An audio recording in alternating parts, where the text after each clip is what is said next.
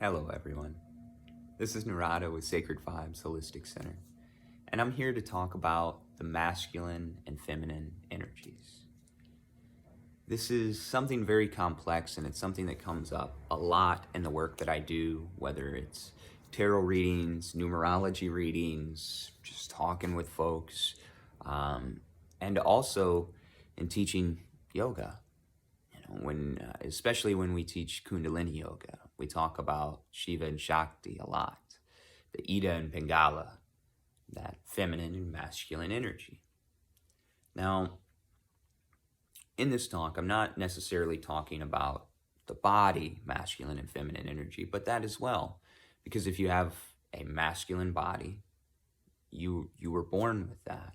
And that's the energy structure. That's where your more subtle body is condensed into the physical. If you're born with the feminine, same thing.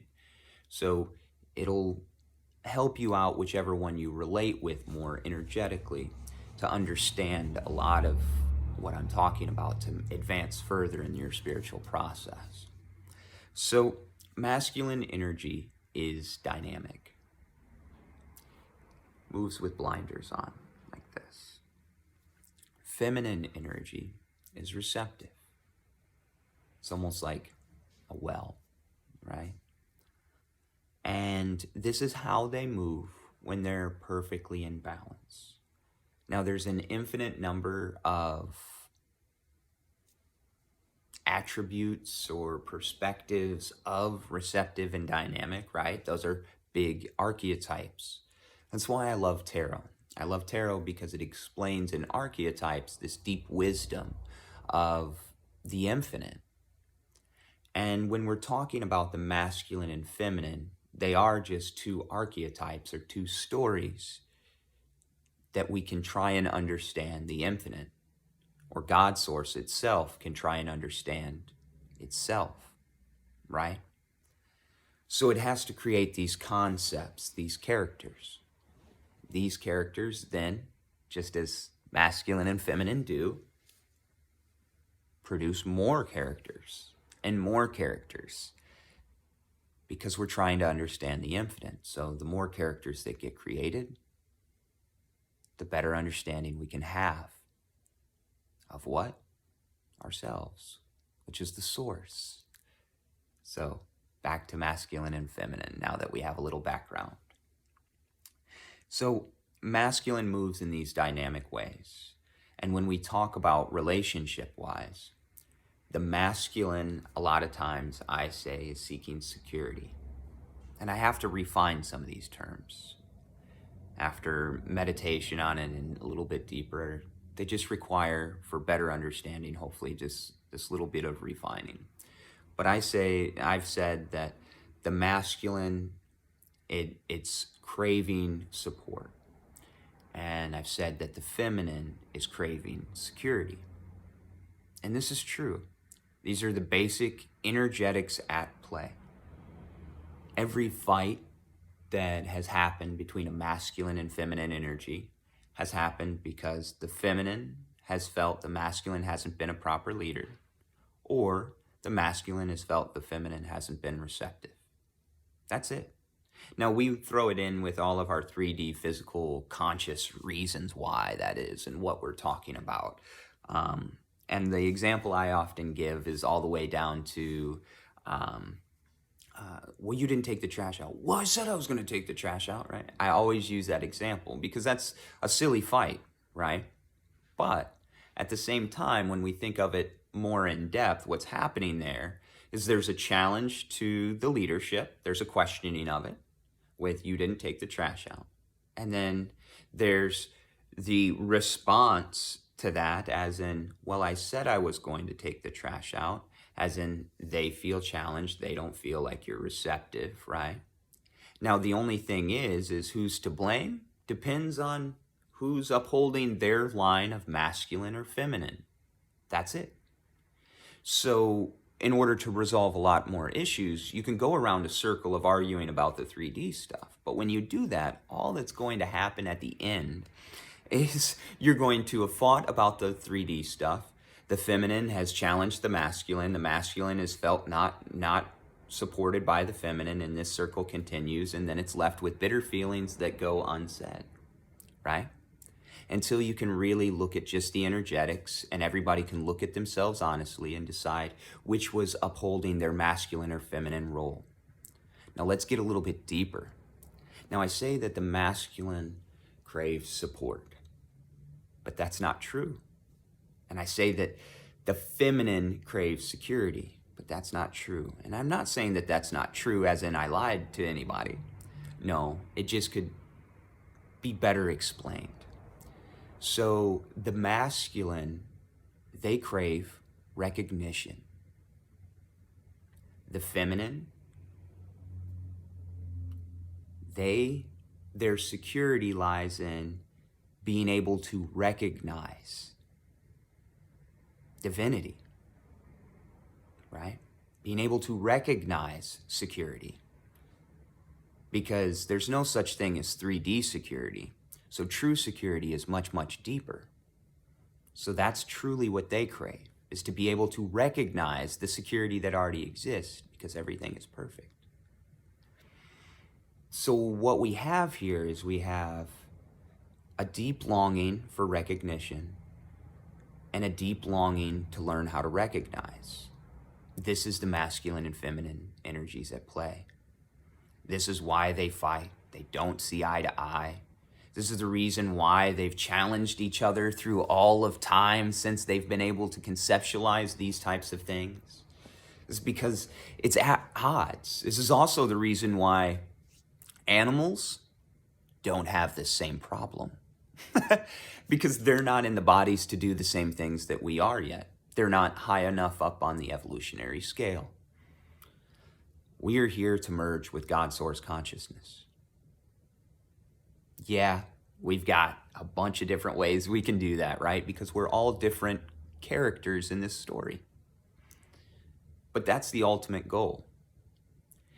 If you're in a masculine energy, you can merge to God's source consciousness by becoming God's source, by becoming divine, like the divine.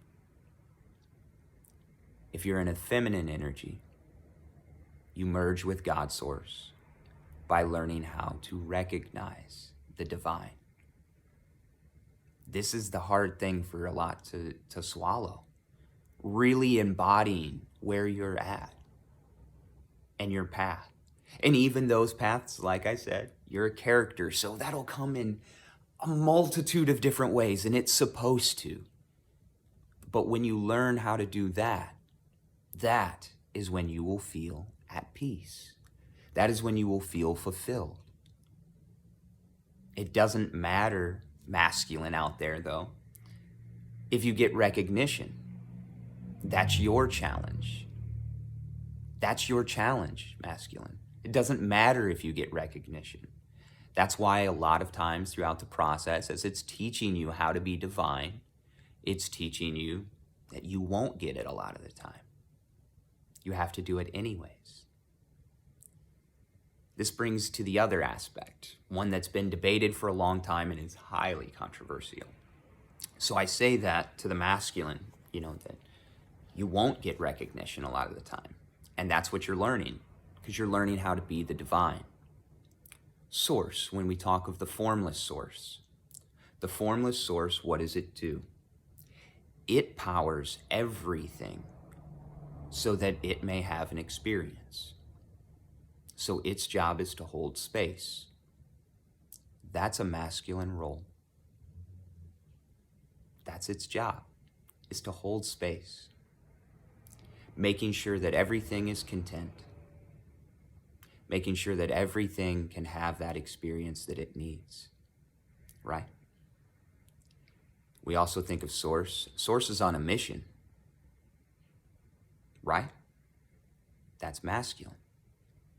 Source, being this formless energy as well, it goes through each and everything, and whether that thing loves it If it loves it so much, it gives its attention. It does. But at the same time, it doesn't get distracted from its goal. It continues to serve the whole. It remains a bit unattached. This is the masculine. In order for the masculine to understand itself,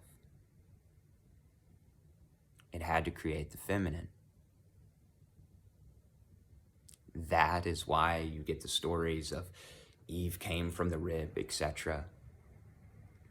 Right? Well, that feminine there, the Maya, and guess what? In the physical, we are made up of that feminine. We are made of the mother, right? Maya. It's a feminine name. It's not bad. That's just because people don't know the whole system's perfect.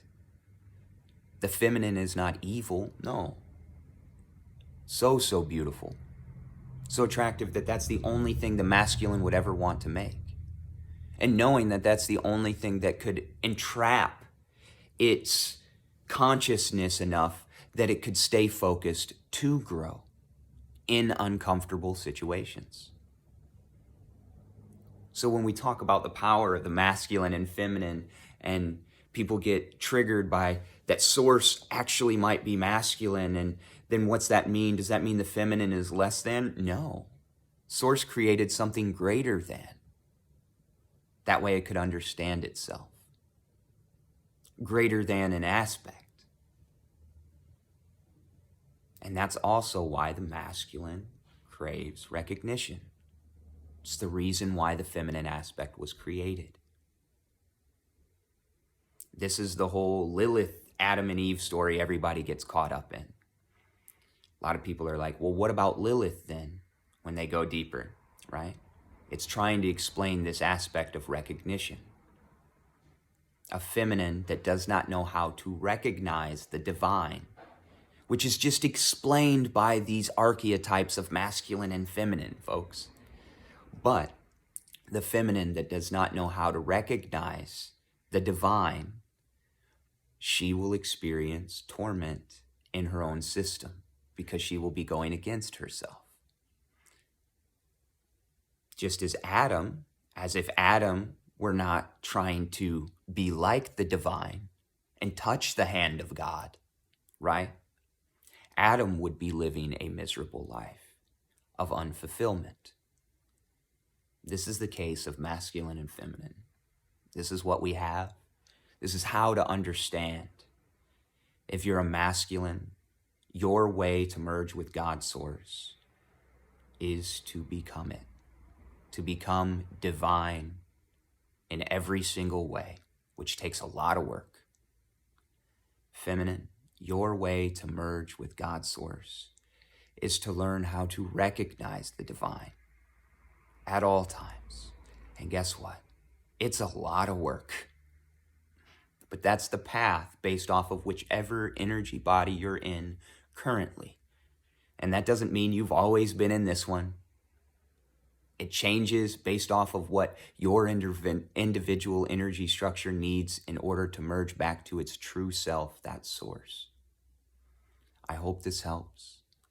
And I also hope it helps you understand this posture more, this mudra, namaskaram, the left and the right, the Ida and Pingala, coming together in Sushumna so that the energy may flow properly, headway until it makes its way through Sahasrara,